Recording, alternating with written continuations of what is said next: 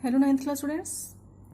Hope all of you are fine at your home. Welcome you all once again in your online classroom of History and Civics. I am your history teacher, Mrs. Levika Bansal from your school, CPS. Students, we were actually on the chapter Medieval India, the Cholas, and already I discussed the sources of information about the Cholas period. Now in today's topic I am going to discuss about the Cholas administration, and under the Chola administration I will discuss the three parts mainly today: the central government, provincial government and the local government. Central government consists of the king and the council of ministers. Then provincial government is also called as the mandalams. Local government consists of the kotams or nadus. Then they were further divided into the nadus, means they were called the districts, and nadu was divided into the kuram, it is called a group of villages, and kuram was further divided into the grama, and gramam means a village, and gramam was assisted by the two assemblies that were called the Ur and the Sabha. So in this division of the Cholas administration, mainly the empire consists of the king and the council of ministers, and then empire was further divided into the provinces, and provinces was called the mandalams. Mandalams were divided into the kotams, and we will discuss mainly the nadus in this mandalams and the nadus, and then nadus were further divided into the gramam. Means इसको इस वे से divide किया गया था, but जो main जो इनकी जो डिवीजन आती हैं that were called the mandalams, nadus and the gramam, and gramam then also assisted by the two assemblies Ur and the Sabha that I will discuss today.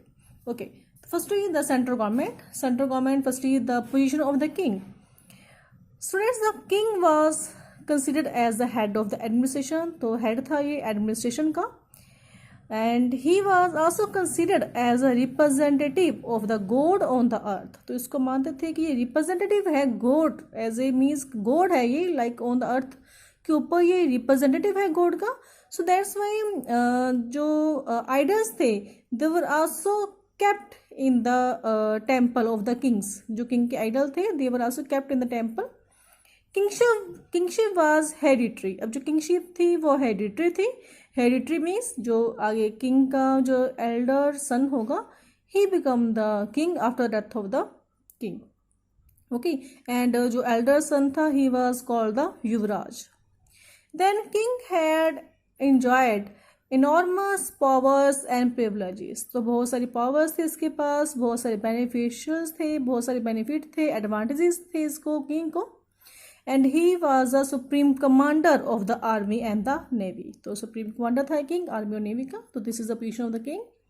And then council of ministers. Under the council of ministers जो higher officials थे they were called the parantram. Okay, higher officials were called the parantram and lower officials were called the sirantram. Higher officials parantram and lower officials were called the sirantram. means जो high officers होंगे, ठीक है, वो पेरंतरम थे. जो उनके आगे जो उनके सबॉर्डिनेट ऑफिसर्स थे, हायर ऑफिसर्स के जो सबॉर्डिनेट थे they were called the sirantaram. And then royal priest. अब रॉयल प्रिस्ट यहाँ पर कौन है? जो पुजारी होता है टेम्पल में एक, royal priest was the advisor to the king. तो वो एडवाइजर द किंग का, royal priest was the advisor to the king. And then जो मेन वर्क थे सेंट्रल गवर्नमेंट के, central government decided on the matters of the external defence, internal peace and order etcetera. तो जो external जो इनका defence था कि किस वे से अपने एम्पायर को प्रोटेक्ट करना है फ्रॉम द आउटसाइड इन्वेजन्स, कैसे within the empire peace and order को मेंटेन रखना है, और जो और many more works were also under the central government. तो this is about the central government. In this I discuss the position of the king and then about the council of ministers. Now let's discuss about the provincial government.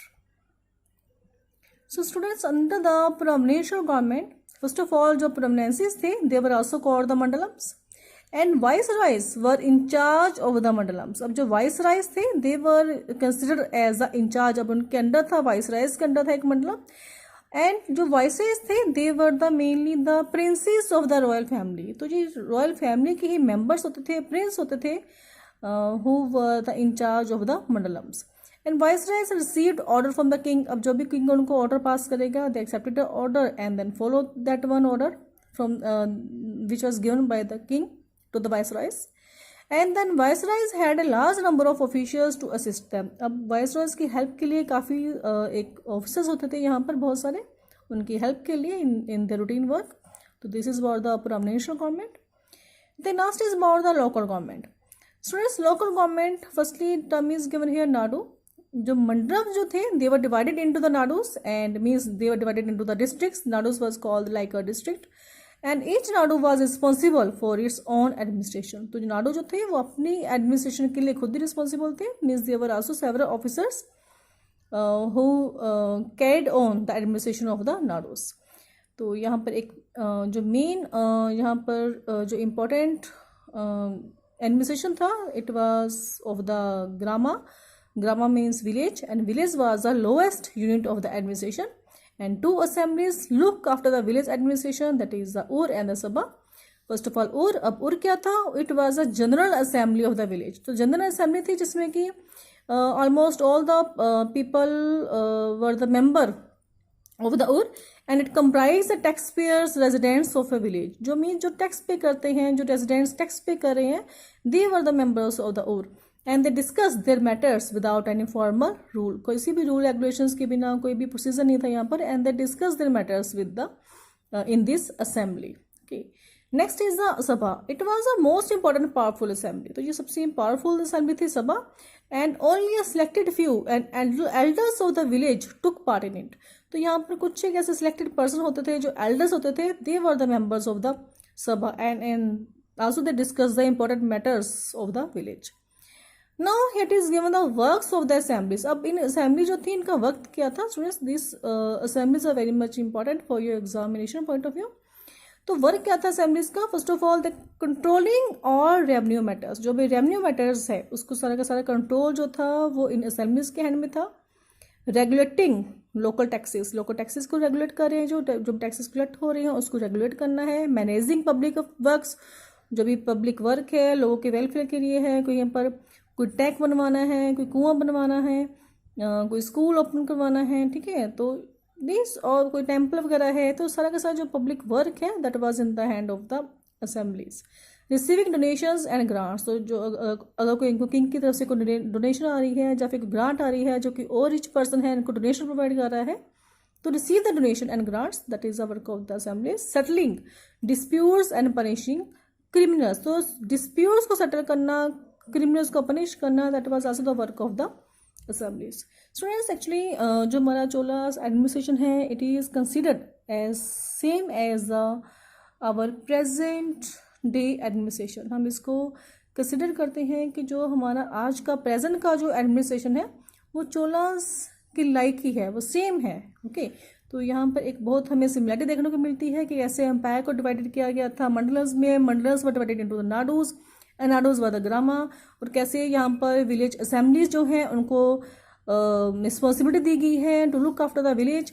तो in the like same in India is divided into the states and union territories and then states further divided into the districts were divided into the villages. और यहाँ पे village assemblies आती हैं like panchayat are there. ठीक है, पंचायत आपको पता है जो ये वर्क हमने अभी डिस्कस किए हैं, that same works are also done by our panchayat today at present. वो पंचायत जो हैं अपने लेवल पर लोकल एडमिनिस्ट्रेशन को वो देख रहे हैं. तो सेम हम इसको बोल सकते हैं कि जो चोलास का जो एडमिनिस्ट्रेशन था it was same as the present day administration of our country.